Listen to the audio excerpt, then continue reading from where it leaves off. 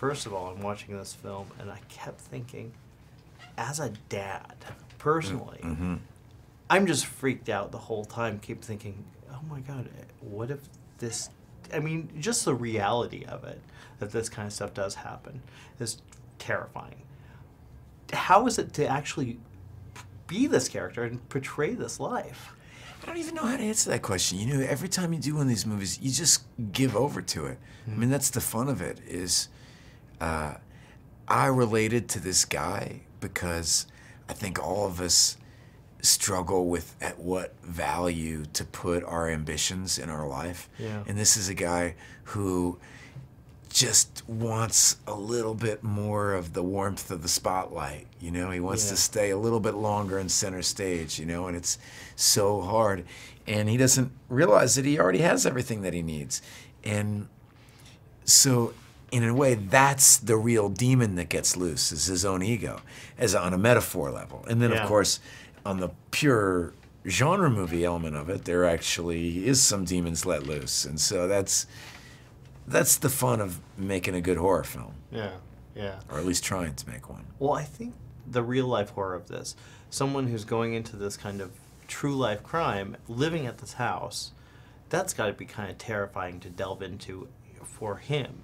Yeah, I think, don't you always think about that, like, what's it like for a writer for these people who write about these kind of books? Yeah. So they must go mad a little bit, you know, getting into it all. I know we felt like we were going mad making the movie. It was kind of fun, you know, because we were up all night, living in these kind of twilight hours and playing all these spooky scenes, and it certainly affects your nervous system. You know, the music here is phenomenal. I love the music. You did a great job. Did they? Was it silent during the set, or what did they do? Yeah, Scott. Not always. Scott had most of that music before we started filming.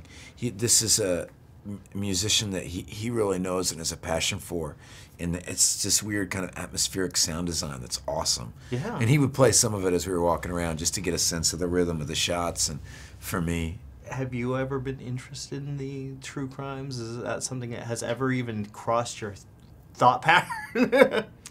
No, you know, the truth is, I'm like, that interests me only in as much as, like, I know that this is a totally different, but, you know, acting is a real value in the jails and prisons and things like that, and it can be a real source of healing.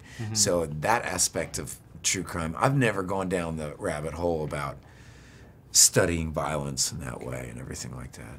Well, I think and you know, I'm hitting on how serious, but this is a horror film. Yeah. There is a demon here that's this is very a very freaky thing. How much did you know about going in about this demon and what they were creating?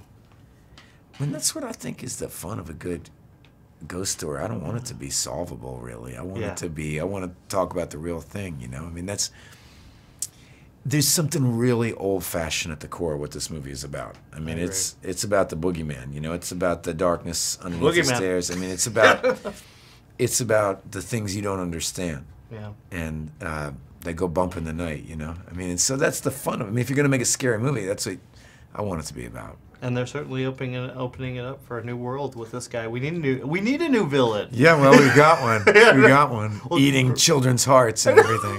Why not?